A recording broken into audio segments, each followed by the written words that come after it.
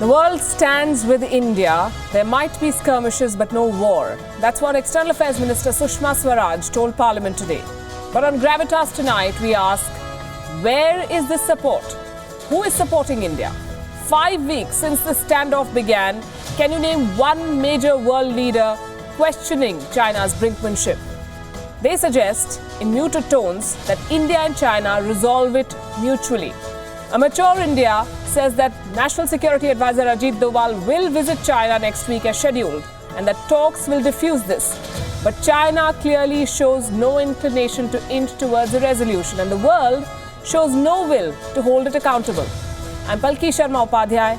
The headlines first.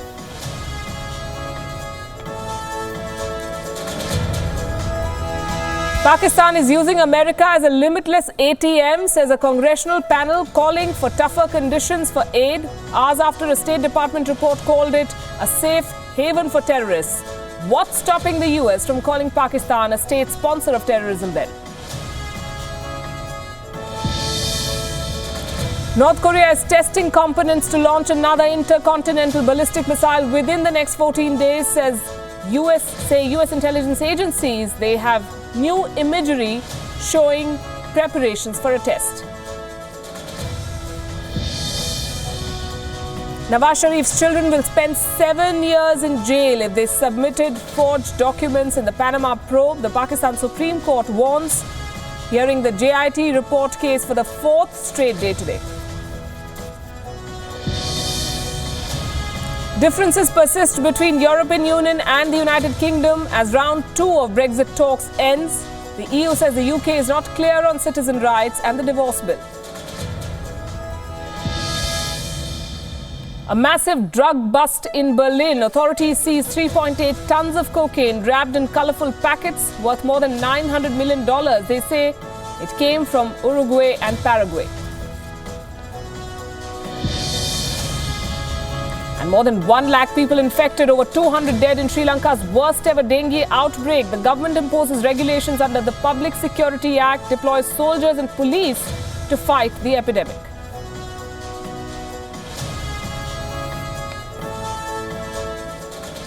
Also on Gravitas, we tell you all about India's new president. Who is Ram Nath Kovind and what does he bring to the high office? Plus a very special interview with a man who is instrumental in shaping America's policy on Pakistan, influential Congressman Ted Poe. We are also taking you to Mosul tonight to see the human face of tragedy, what war does to women who suffer the consequences but almost never have a say. In neighboring Syria, Vladimir Putin may have registered a win. Donald Trump has forced the CIA to stop arming anti-Assad rebels. We'll talk about the consequences. But first, to what's happening along India's border with China.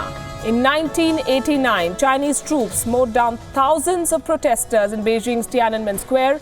Just last week, Chinese Nobel laureate Liu Xiaobo died of cancer in a Chinese prison. He was prevented from seeking treatment abroad.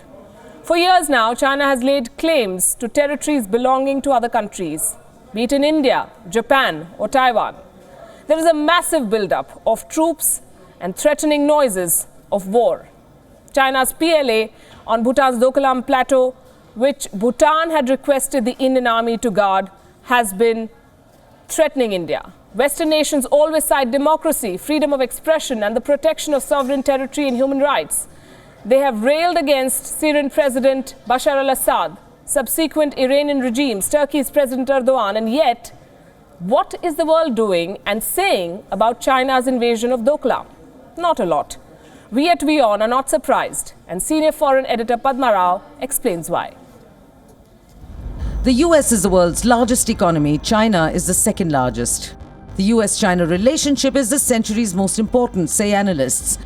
Two-way trade between the countries stands at US dollars 578.6 billion. The US exports 115.8 billion to China, and the other way around, the figure stands at 462.8 billion. The United States on the Doklam invasion, it expressed concern. China is the EU's second largest trading partner. The EU exports to China a total of 314.4 billion euro. EU FDI into China stands at 7.1 billion. China exports to the European Union 308.4 billion euro. Chinese investment in the EU 0.7 billion. And what does the EU say on the Doklam invasion? That China's road builders were caught unawares. China is Nepal's top donor. Nepal policy is one of equidistance from India and China.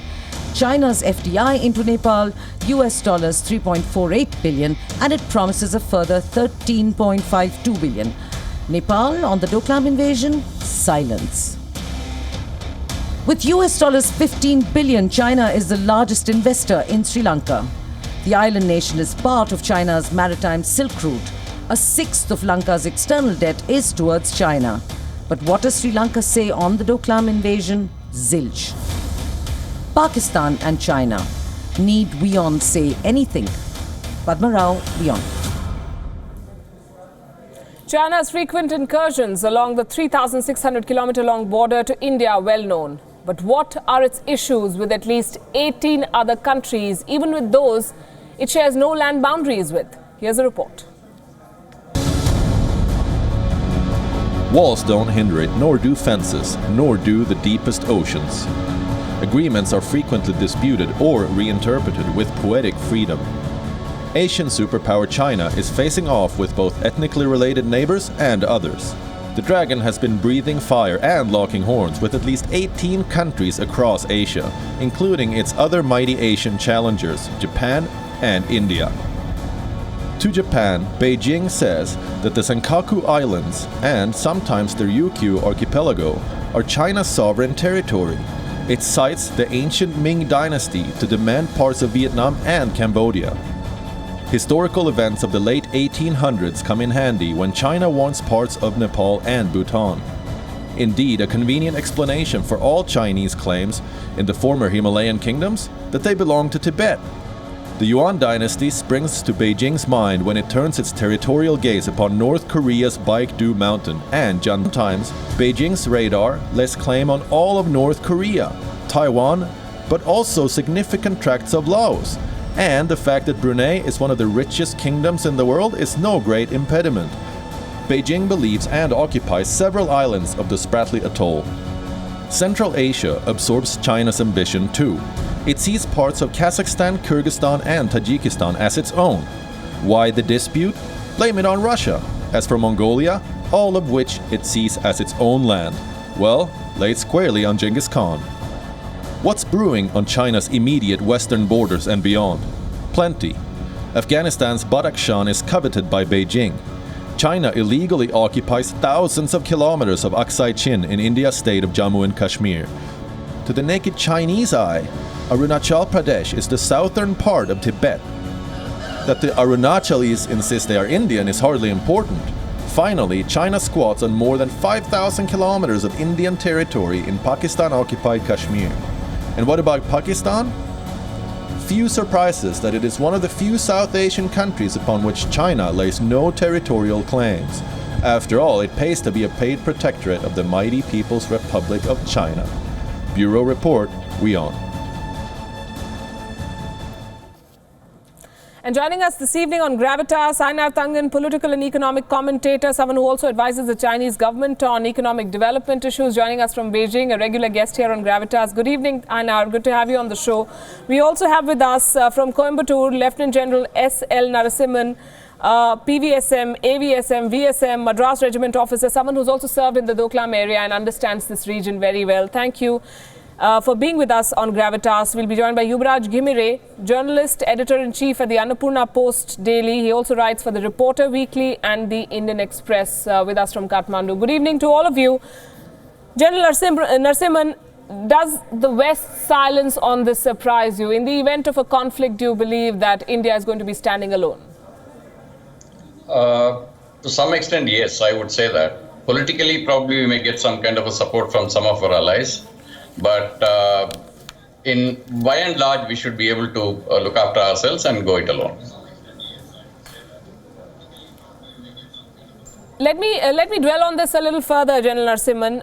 the points that I raised earlier in our report also raised that the West loses no opportunity to lecture others on human rights violations, on brinkmanship, on what's happening in the world. Only yesterday we were reporting how America was telling Venezuela it's a badly run country and so it needs regime change. But on this issue, when two Asian giants have been engaged in this conflict for almost 5 weeks now, silence. In fact, even we would like to keep it bilateral, because we have been saying all along that the India-China issues and the India-Pakistan issues are going to be bilateral and discussed bilaterally. And that is the way probably we would like to have it. So whether the Western countries give some kind of a support by statements or otherwise, I am sure at the governmental level there are a number of interactions that are going on. We actually don't know, it's not in the public domain. We don't know actually what is happening in that particular front. But by and large, we have maintained that India-Pakistan, India-China relations are going to be bilateral. Right. Einar, the Chinese press says that the West is using India to counter China. India says that the West's hypocrisy is exposed here because China is not being held accountable. How do you think the world sees this confrontation in Doklam? Well, the recent article in Newsweek made it very clear that they saw that Indian troops crossed a border into a disputed area between Bhutan and China on the 16th. Formal diplomatic protests were only forthcoming 12 days later, on the 30th. So for a lot of people, they're scratching their head, why did not India first, or Bhutan first, lodge diplomatic concerns before taking unilateral action? This is a situation which they would find very difficult to support.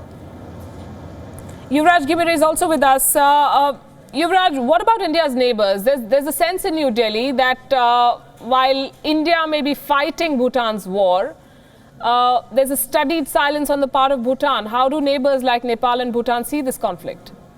Well, like Bhutan's and Nepal's case in this, in this context are different. My own understanding is neither India nor China have briefed Nepal about the situation that is building up there. And so Nepal hasn't taken any position. Also, I believe that has been the tradition as far as Nepal is concerned. In 1962 conflict, Nepal maintained a neutral stance there. Although war affects, if this tension escalates into a war affects all. They are clear about it, but at the moment, I think, their policy has been to maintain silence. That's convenient, I'd say. General Narasimhan, what about Bhutan's silence? How do you see that? Bhutan has actually not been silent. If you remember that, if you recollect, that Bhutan also requested China to stay away from that area, and one of their patrols had gone to inform this particular issue. However, since the Chinese troops did not go back, then India had to intervene into this.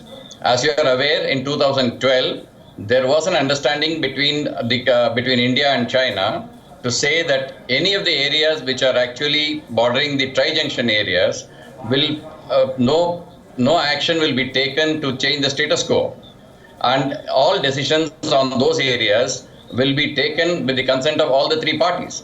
So that particular status quo, this time, China seems to have challenged it. And that is one of the reasons why this standoff has taken place.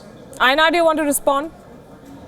Yes, the location of the tri-junction from the Indian point of view and the Chinese point of view do not agree. And I think that is part of the problem.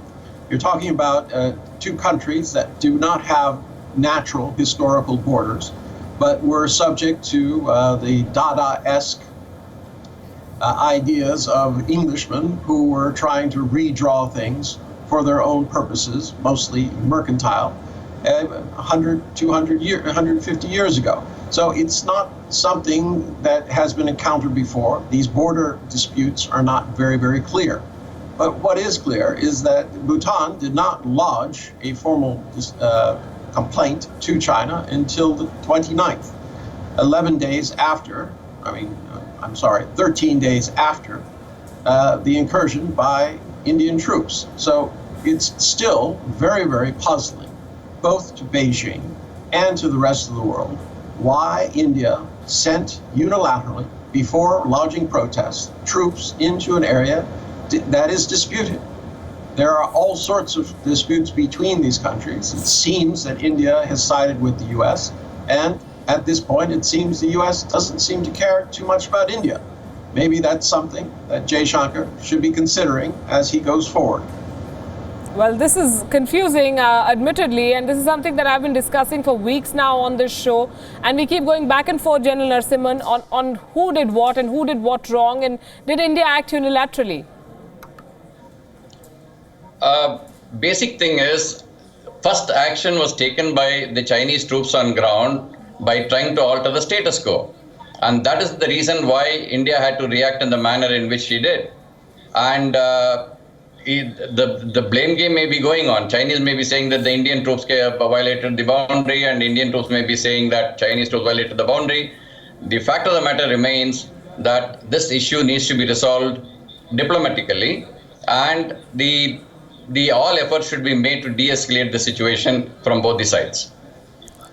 Of which there are no signals from the other side, it seems.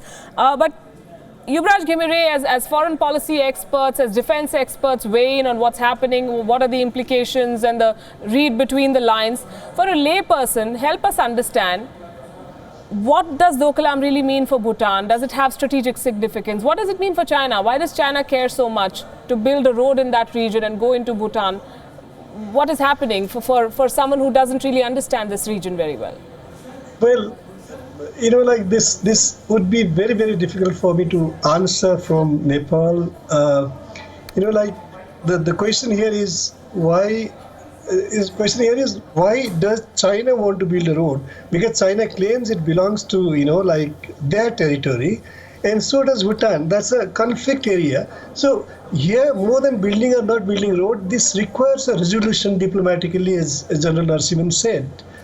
And so the other issue is, there was a reference about 2012 understanding that any dispute in area in tri-junction should be settled amicably, involving all the three sides. But unfortunately, there has been a violation of this spirit by India and China in 2015, when the two countries decided to develop, Lipu Lake along the Kalapani sector as trade zone, where there is Nepal's stake as well. So Nepal has lost a protest. So what I'm saying is, tri-junction areas along the tri-junction, it has always are conflict. I mean, they have conflict potential, and they should be sensitively handled. And we only hope Nepal can only hope and wish that this doesn't escalate into a full-blown, tension war, and it is resolved diplomatically before it gets to that stage. Ainar Thangan, the Foreign Ministry, the Ministry of External Affairs in India today said that NSA Ajit Doval will be travelling to China as scheduled, and that this can be resolved diplomatically. That's the line that the Indian government has taken from day one. Is there an inclination in China to walk halfway? Well, from the Chinese perspective, they're more than willing to walk halfway as long as Indian troops are not on what they perceive to be their territory. This is the sticking point. If the situation were reversed, I ask you, and Chinese troops say they were doing something on behalf of Pakistan, and they entered into Indian territory, all right, how would that be treated? Would India demand that Chinese troops leave Indian territory, disputed territory, before any such negotiations would take place? I think the answer is yes. So this is one of the reasons that India finds itself increasingly isolated on this particular matter. People are still scratching their heads. Our military friend has said that the Indian troops acted the quote way they did. He forgot to mention that supposedly Nepal had asked them to do that. The truth is, Nepal wasn't aware of it until India told them that this was going on, and they have remained silent. I think it's very clear all the international pointers show that this is not something where India has a lot of international sympathy. And this should be cause to reflect and think about what the next step should be. I'm not sure China has much international sympathy either, but that point is moot because none is looking for it, it seems. General Narasimhan, the Ministry of External Affairs today said that if China unilaterally changes status quo of the tri-junction point between China, India and Bhutan, then it poses a challenge to our security. What is the way forward in the event of talks not resolving this? I don't see that the talks will not get resolved. Maybe it will take some time, but the standoff may be a little prolonged. There has been past instances in Sumrungchu incident of 1986-87. So something similar would probably work out, and the standoff may be a little longer, but I am sure ultimately the diplomatic skills will come into play. But as far as the China not interfering or interfering in Indian territory is, they have a long history of that. 1963, there was an agreement between India and China and Pakistan to Pakistan hand over Shashgam Valley to China. And similarly, the Karakoram Highway, which went through the Gilgit-Baltistan area, all those things have been happening earlier also by the Chinese. So to say unilaterally that only India has done this is not correct. However, I maintain that the situation will probably stabilize over a period of time. After a little prolonged standoff, maybe the diplomatic issues will come into play. Right, the government of India maintaining that there is no unusual activity along the India-China border, and this is just another instance of China playing mind games. I'm going to thank you all, Ainar Thangan, Yuvraj Ghimire and retired Lieutenant General S.L. Narasimhan. Appreciate you joining us and sharing your points of view. In fact, another instance of America's silence is this. Senior Congressman Ted Poe talked to WION about a whole lot of issues but evaded questions on China. Listen into his conversation with senior editor Surya Gangadharan. I'd like to welcome Mr. Ted Poe. He's a Republican congressman in Washington, D.C., and he's been pushing forward a bill that would sanction Pakistan, perhaps even deprive it of some of its valued status as an ally of the U.S. Mr. Poe, we've seen these efforts before, these legislative efforts, whether on the part of Democrat administrations or even Republican. How different is it going to be this time around?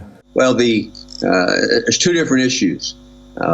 In the defense reauthorization bill, we cut aid to Pakistan, and in that legislation, not completely, but we cut aid. That was just an amendment to the bigger bill.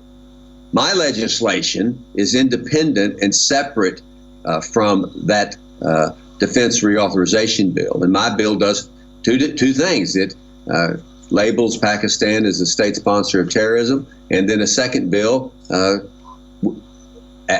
determines that they should be removed from the non-NATO ally status. And how long could this legislative process that you have initiated, how long could it take? Well, we have the bill. We filed the bill. It's now in committee, and so it moves through the process. I do not know when this will actually happen, but we have to start with the legislation, and so we have filed the legislation. We're getting other members of Congress to support the legislation, and this is the best opportunity we've had in years to get this legislation passed, because most members, I should say, many members of Congress understand that Pakistan is not a loyal ally. They play both sides, and they hide terrorists in their own country. The State Department even said yesterday that Pakistan is a safe haven for terrorists. So we will just continue to press the issue. It is not going to happen tomorrow, but it will happen, I think, eventually. What explains the U.S. linkage with Pakistan? I know it goes back many, many decades, but the continuing relationship has run to a lot of problems over the years. What explains the U.S. commitment to this relationship? I understand, and it's been doesn't give me any comfort either, because I've been working on this issue for years, trying to get the United States to understand that Pakistan is not a faithful ally, as we say. And we should pivot to India. It's a long process. I think the new administration is the closest we've had in years that will maybe take this position and work closer with India and try to cut the ties to Pakistan. I'm talking about the ties, giving money to Pakistan. That's the key. We give American money to Pakistan. It's used against Americans in Afghanistan, in my opinion. And I think that's the key to cut that money, cut the military aid. It's going to be, I think, a long process. Given the fact that the Pakistan relationship is so old with the US, do you expect resistance from some of the intelligence agencies like perhaps the CIA or the FBI that deal with Pakistan on a regular basis? Well, that's a very good comment, because that is part of the resistance, is because the intelligence agencies, the U.S. military, those that want to, in Homeland Security, that's been the resistance. And those are the members of Congress, plus those agencies that we have to convince it's time to cut back aid to Pakistan. If we can't convince them to do it, we have to pass legislation and force them to do it. Mr. Poe, thank you. Thank you very much for those answers. Thank you very much. And ahead on the show, we're taking you to Mosul to see how war brands people. Today we're talking about two women. How do you label one a victim and another a perpetrator?